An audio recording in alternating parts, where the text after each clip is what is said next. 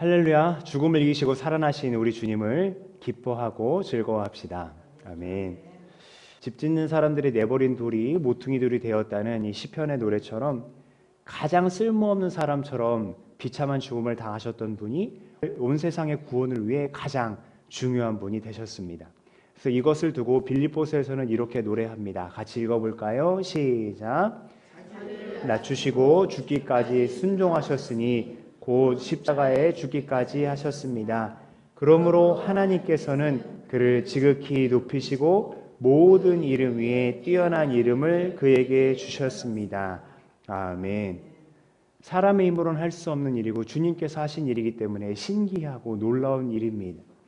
그렇게 주님께서 부활하신 이날, 그리고 주님께서 구별해 주신 이날을 우리가 마땅히 기뻐하고 즐거워해야 할 줄 믿습니다. 우리 주님께 기쁨과 영광의 박수 함께 올려드릴까요?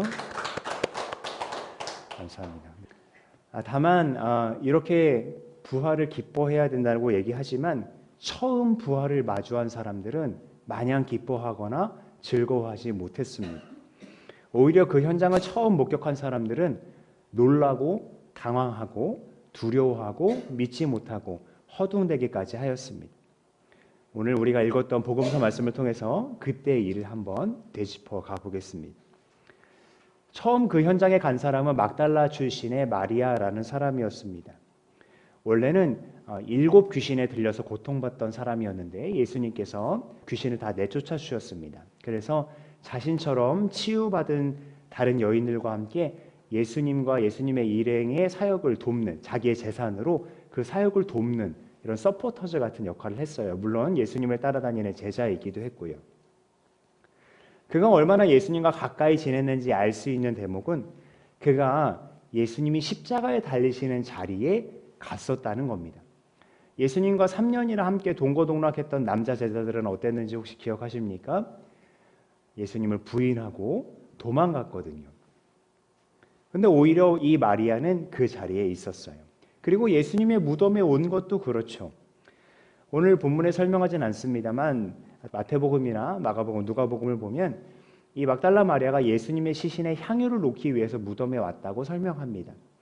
그가 얼마나 예수님을 사랑하고 아꼈는지 알 수 있는 부분이고요. 동시에 그 무덤은 병사들이 지키고 있었거든요. 다른 남자 제자들은 자기들도 잡혀갈까 봐 문을 다 걸어 닫고 숨어 있었는데 이 마리아는 그런 것 아랑곳하지 않고 예수님의 시신이 묻혀있는 무덤에 향유를 두려고 온 거예요.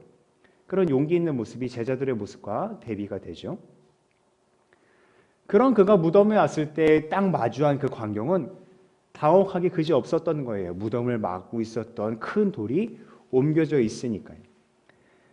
제자들도 와보지 않는 그 무덤, 누가 와서 돌을 옮겼을까 싶다가 이내 누군가 예수님의 시신을 가져간 것이 아닐까 그렇게 생각하기에 이릅니다. 그래서 이 마리아는 그 무덤 안을 자세히 들여다볼 생각도 못하고요. 급하게 제자들이 모여있는 곳으로 달려갑니다.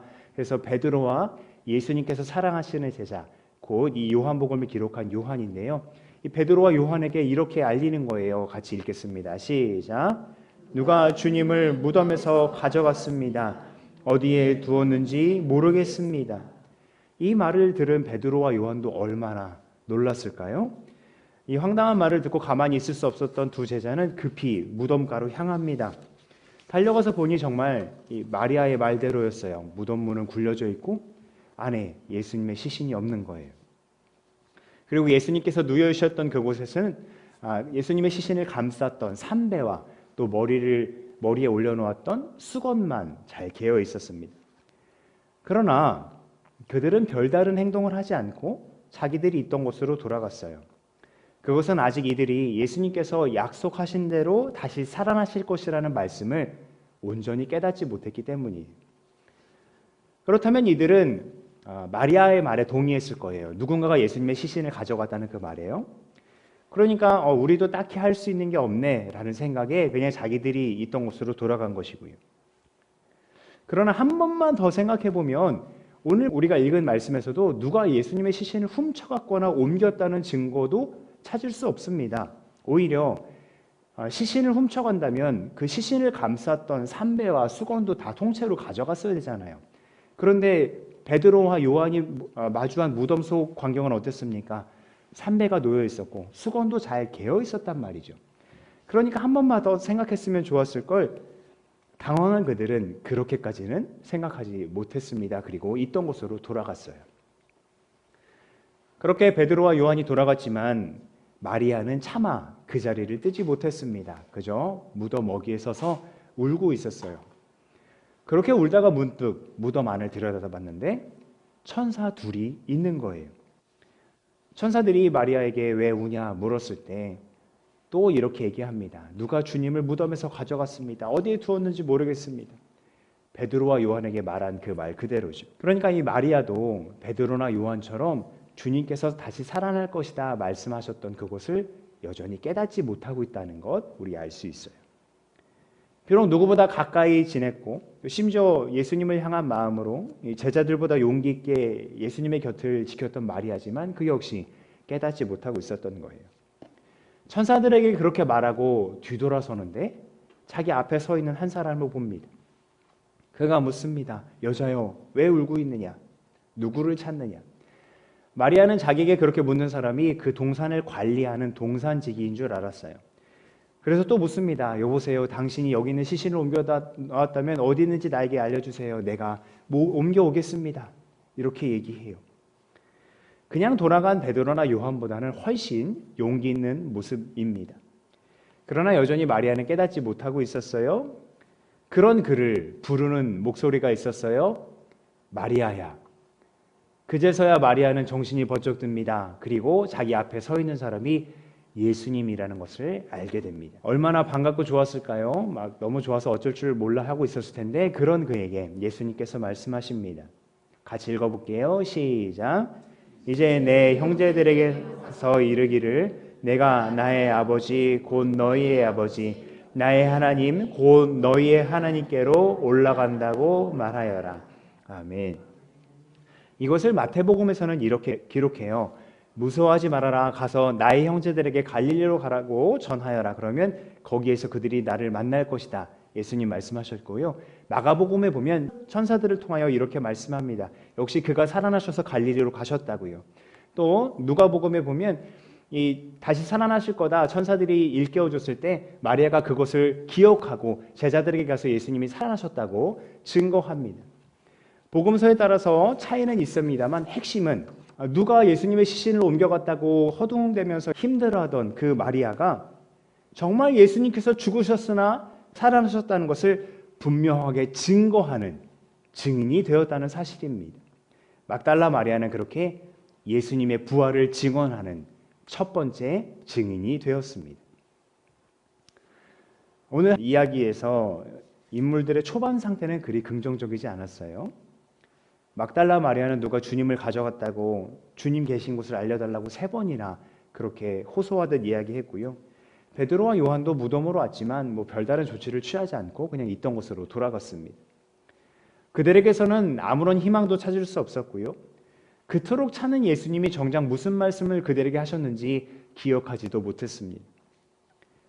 그러나 그들이 찾을 수 없다고 해서 예수님께서 정말 죽은 상태로 그냥 계셨던 걸까요? 무덤에 그냥 계셨던 걸까요? 그는 말씀하신 대로 십자가에서 죽으셨지만 말씀하신 대로 살아나셨습니다. 그 주님은 지금도 살아계셔서 우리와 함께 계십니다. 아멘. 우리가 힘이 들고 어려울 때, 무거운 짐에 짓눌려 고통스러울 때 때때로 우리는 마리아처럼 또 베드로와 요한처럼 도대체 주님 어디 계십니까? 물을 수 있어요. 그러나 주님은 먼 곳에 계시지 않아요. 말씀하신 대로 우리 주님은 살아나셨고 지금도 살아계셔서 우리의 예배 중에 함께 계시고 우리의 찬양 중에 우리의 기도 중에 우리가 말씀을 보고 나눌 때에 그리고 심지어 우리의 고난과 역경 가운데도 늘 우리와 함께 하십니다. 그는 자신이 죽음을 이기고 살아나신 것처럼 우리도 그 부활의 소망으로 살아가기를 바라십니다. 우리 말씀 같이 읽어볼까요? 시작. 내가 이것을 너희에게 말한 것은 너희가 내 안에서 평화를 얻게 하려는 것이다. 너희는 세상에서 환난을 당할 것이다. 그러나 용기를 내어라. 내가 세상을 이겼다. 아멘. 그리고 그 부활의 소망을 가장 확실하게 살아내는 방법은 여전히 어둠 가운데 있는 자들에게 그 부활의 소망의 빛을 비추고 또 이 빛을 함께 나누는 겁니다. 예수님께서 막달라 마리아에게 자신이 살아난 것과 또 갈릴리에서 제자들을 만날 것과 하늘 아버지께로 돌아갈 것을 제자들에게 알려라 하셨을 때 더 이상 마리아는 허둥대거나 슬퍼하지 않았어요. 급히 달려가서 제자들에게 정말 예수님이 약속하신 대로 살아나셨고 당신들을 만나러 오실 거다 증거하였습니다.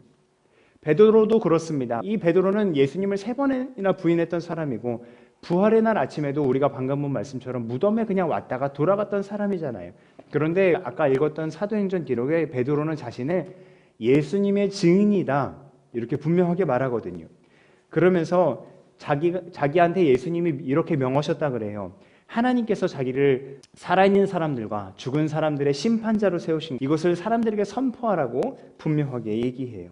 그를 믿는 사람은 누구든지 그의 이름으로 죄사함을 받을 수 있다고요.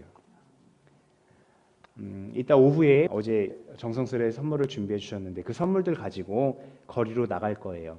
그 자리가 바로 우리 주님께서 우리에게 주신 그 부활의 소망을 전하는 자리가 될 거고요. 더 근본적으로는 우리 안에서 그 부활의 소망을 더 굳게 믿는 그런 귀한 자리가 될 겁니다.